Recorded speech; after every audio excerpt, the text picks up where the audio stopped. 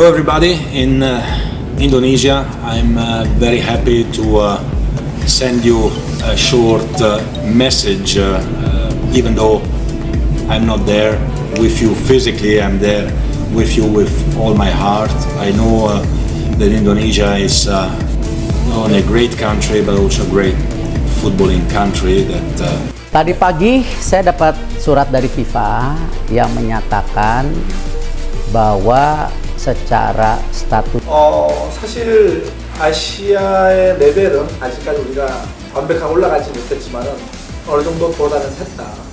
저는 생각하고 있고 이제 우리는 에릭 회장님하고 항상 제가 얘기하지만 AFF에서는 벗어나서 우리가 좀 더 AFC에다가 더 다가가는 프로젝트를 항상 얘기하고 있고 우리는 큰 그림을 그리고 있지 사실은 에릭 회장도 그런 부분에서 나하고 생각이 일치하고 그래서 이번에는 우리가 좀 더 아직 도달하지 못했지만 좀 더 시간만 가지고 있으면 앞으로 우리가 AFC에서도 경쟁할 수 있는 인도네시아 축구팀이 될 수 있다고 저는 자부하고 있습니다.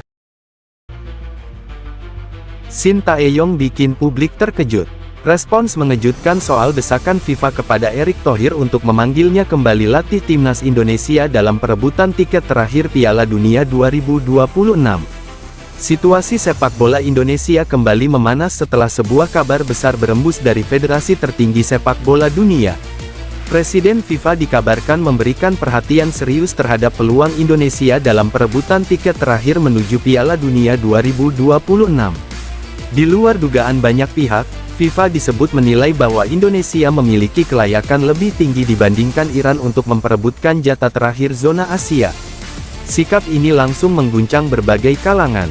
Namun yang paling mengejutkan bukan sekadar dukungan FIFA, melainkan desakan langsung agar Ketum PSSI Erick Thohir memanggil kembali mantan pelatih timnas Sintayong. Desakan itu tentu membawa dinamika baru. Terlebih setelah Indonesia sebelumnya melewati berbagai fase penyesuaian dengan pelatih baru. Indonesia yang bersiap menghadapi Oman dalam duel hidup mati perebutan tiket Piala Dunia kini berada di persimpangan besar. Apakah tetap melanjutkan strategi yang sudah berjalan atau kembali pada sosok yang pernah membawa tim ini bangkit dari keterpurukan dan menjadi kekuatan baru di Asia Tenggara? Sementara rumor berkembang cepat, Erick Thohir dikabarkan sedang mempertimbangkan langkah tersebut. Bahkan pada beberapa laporan internal, Ketua Umum PSSI itu disebut tengah berupaya melakukan kontak langsung dengan ST. Namun reaksi STY lah yang benar-benar menyita perhatian publik. Terutama setelah ia mengunggah pernyataan mengejutkan di akun media sosial pribadinya. Untuk memahami konteks seluruh kisah ini, kita perlu mundur sejenak dan melihat dinamika hubungan Sintayong dan PSSI dalam beberapa tahun terakhir. Ketika Sintayong pertama kali ditunjuk sebagai pelatih timnas Indonesia, ia bukan hanya datang dengan pengalaman impresif dari Korea Selatan, tetapi juga gaya kepemimpinan yang tegas, modern, dan tidak kompromi. Ia memperkenalkan disiplin khas militer Korea, latihan fisik luar biasa berat, serta banyak perubahan dalam kultur profesional pemain. Meski di awal menuai kritik, terutama dari kalangan yang merasa Indonesia belum siap dengan standar baru ini, Sintayong tetap berpegang pada metode yang ia yakini. Hasilnya mulai terasa perlahan. Indonesia tampil lebih kompetitif di level Asia Tenggara, mencapai final Piala AFF dan menunjukkan permainan berenergi tinggi yang selama bertahun-tahun tak terlihat. Ketika kontrasnya berakhir dan PSSI memutuskan tidak melanjutkannya, publik terbelah. Ada yang mendukung perubahan demi era baru, tetapi tak sedikit yang merasa kehilangan. Bagi sebagian pendukung, Sintayong bukan hanya pelatih, tetapi figur yang mengirimkan pesan bahwa Indonesia bisa tampil garang di panggung Asia. Kepergiannya dianggap sebagai kehilangan besar dan humor soal penyebab di balik keputusan itu sempat menjadi isu hangat di media. Beberapa bulan setelah perpisahan itu, PSSI bersandar pada pelatih baru dan mulai mengarungi fase kualifikasi menuju Piala Dunia. Namun, perjalanan tidak selalu mulus. Ketidakpastian performa dan sorotan besar terhadap struktur permainan membuat publik kembali menyebut nama Sintayong dalam hampir setiap diskusi sepak bola nasional. Lalu tibalah pada kabar besar dari FIFA minggu ini. Presiden FIFA dikabarkan secara langsung menunjuk perhatian pada situasi timnas Indonesia. Dalam laporan internal yang bocor ke media internasional, FIFA menilai Indonesia menunjukkan progres signifikan dalam beberapa tahun terakhir dan memiliki semangat kompetitif yang menarik perhatian dunia. Bila Indonesia kembali ditangani oleh pelatih yang sudah memahami struktur tim, memiliki kepercayaan dari pemain, dan mampu bekerja dengan cepat, peluang untuk menyalip Iran dianggap jauh lebih realistis. Desakan FIFA kepada Erick Thohir untuk mempertimbangkan kembali Shin Tae-yong dijelaskan oleh sumber internal sebagai bentuk upaya agar Indonesia tidak kehilangan momentum. Terutama karena duel melawan Oman tinggal menunggu waktu dan tidak ada ruang lagi untuk eksperimen. Dengan tiket terakhir Piala Dunia 2026 sebagai taruhan, keputusan ini memiliki konsekuensi jangka panjang bagi reputasi sepak bola Indonesia. Respons pertama dari Erick Thohir tidak langsung diungkap ke publik, tetapi laporan menunjukkan bahwa ia mulai mencari jalur komunikasi dengan Shin Tae-yong. Bagi seorang ketum PSSI, hal ini tentu bukan keputusan mudah. Selain faktor teknis, ada pula dinamika emosional dan profesional yang harus diperhitungkan. Namun, keinginan FIFA menjadi tekanan tersendiri. Apalagi jika rekomendasi itu disertai penilaian bahwa timnas Indonesia memiliki positioning yang lebih baik dibandingkan Iran. Negara dengan tradisi sepak bola kuat dan langganan tampil di Piala Dunia. Ketika rumor makin besar, publik menunggu satu hal, bagaimana reaksi Shin Tae-yong.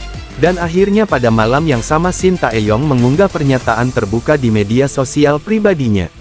Unggahan ini langsung menjadi viral hanya dalam hitungan menit. Banyak yang mengharapkan Shin Tae-yong akan memberikan jawaban diplomatis atau setidaknya reaksi biasa. Namun responnya justru di luar dugaan semua pihak. Shin Tae-yong menulis, "Saya sangat siap kembali melatih timnas. Tetapi satu permintaan saya agar Pak Erick tidak terlalu tergesa-gesa dalam mengambil suatu keputusan. Intinya Pak Erick harus berubah total. Fokus dukung timnas. Jangan egois." Kalimat itu menyebar luas dan memancing berbagai interpretasi. Banyak yang menilai Shin Tae-yong mengirimkan pesan tegas tidak hanya kepada Erick Thohir, tetapi juga ke seluruh manajemen sepak bola Indonesia. Komentar mengenai tidak tergesa-gesa serta jangan egois dianggap sebagai kritik langsung terhadap pola pengambilan keputusan yang selama ini dianggap terlalu politis, kurang konsisten, dan tidak sepenuhnya mengutamakan stabilitas tim. Meskipun demikian, bagian pertama dari pernyataannya juga mencuri perhatian. Ia dengan jelas menyatakan sangat siap kembali melatih timnas. Ini bukan kalimat ambigu. STY menunjukkan kesiapan total. Suatu hal yang membuat jutaan pendukung timnas merasa kembali punya harapan. Satpride A. Dalam analisis beberapa pengamat sepak bola Asia, pernyataan itu adalah sinyal bahwa Shin Tae-yong tidak menutup pintu, tetapi ia menginginkan jaminan profesionalisme. Ia ingin bekerja dalam lingkungan yang konsisten, bukan yang berubah-berubah sesuai tekanan politik, opini publik, atau kepentingan kelompok tertentu. Permintaannya kepada Erick agar berubah total dibaca sebagai dorongan agar PSSI mengambil langkah lebih berorientasi jangka panjang daripada sekadar memadamkan api dalam jangka pendek. Fakta bahwa FIFA menaruh perhatian sebesar ini tentu memperbesar bobot situasi. Tidak banyak negara yang mendapat desakan langsung dari FIFA terkait pelatih nasionalnya. Indonesia kini berada dalam sorotan internasional dan akibatnya setiap langkah PSSI akan disaksikan oleh dunia. Jika PSSI kembali memanggil STY, publik global akan melihat Indonesia sebagai negara yang berani mengambil keputusan strategis demi prestasi. Jika tidak, dapat muncul pertanyaan besar. Apakah Indonesia benar-benar menempatkan prestasi di atas ego institusional? Di sisi publik, respons STY membuat masyarakat semakin vokal. Banyak komentar yang mendukungnya kembali. Tetapi juga ada yang menilai pernyataan itu cukup keras dan berpotensi memantik gesekan baru.